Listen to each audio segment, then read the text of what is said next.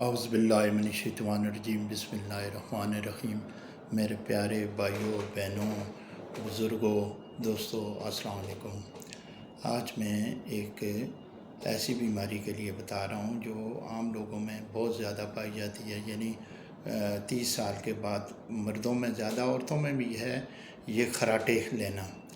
تو خراٹے کے لیے میں آج ایک دوائی تجویز کروں گا۔ ان سے تو بہت سارے لوگ ڈسٹرب ہوتے ہیں، بیوی بچے نہیں سو سکتے اس خراٹے کی وجہ سے، اور جو گلف کنٹریوں میں جو لوگ رہتے ہیں وہ ایک ایک روم کو 5-6 بندے شیئر کر کے رہ رہے ہوتے ہیں، جس کی وجہ سے دوسرے بندے اس کے خراٹوں کی وجہ سے وہ سکون کی نیند نہیں لے سکتے۔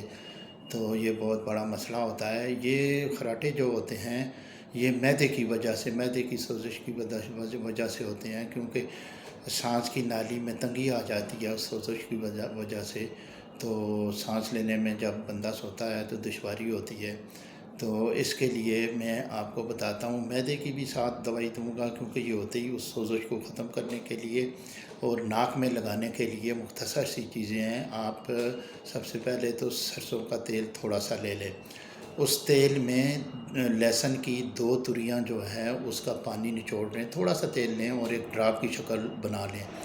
تو وہ 2 قطرے ایک ناک میں اور 2 قطرے دوسری ناک میں رات کو سوتے وقت ڈال کر اچھی طریقے سے اوپر ہو کر انگلی سے مسلیں، تاکہ وہ دوائی اندر تک پہنچ جائے۔ تو انشاءاللہ تعالی جب یہ استعمال کریں گے اور سوئیں گے تو اس میں خراٹوں میں سکون ملے گا، انشاءاللہ خراٹے نہیں آئیں گے۔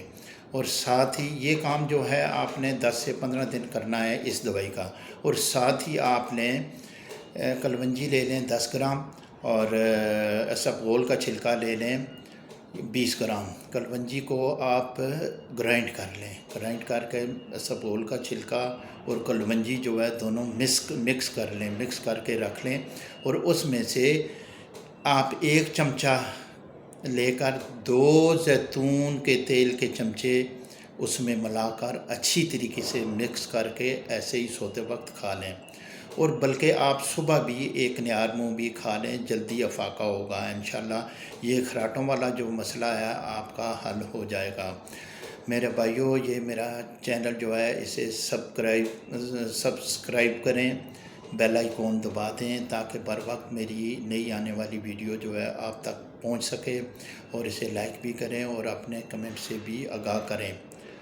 السلام علیکم ورحمۃ اللہ وبرکاتہ۔